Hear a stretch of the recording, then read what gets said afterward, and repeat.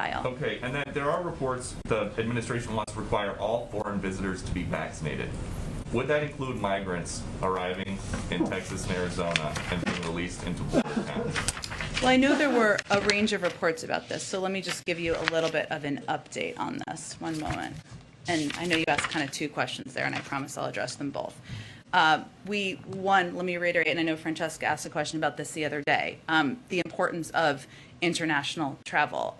Given where we are today with the Delta variant, we will plan to maintain existing travel restrictions at this point.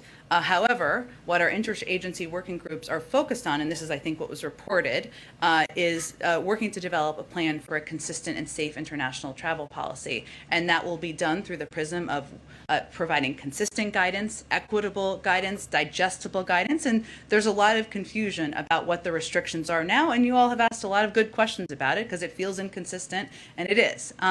But that's what our focus is. So that is certainly under strong consideration, but it is under a policy process review right now that I won't get ahead of myself. As it relates to, I know there was also reporting about the vaccination of migrants. That's not what the CBP is doing. There are NGOs and other international organizations who are vaccinating migrants as they come across the border and as they work in partnership with us. Certainly that helps keep a range of people safe in the country. But do you think that it's keeping people safe in McAllen, Texas, where 7,000 confirmed COVID-positive migrants have been released into the city since February, 1,500 in the last 7 days?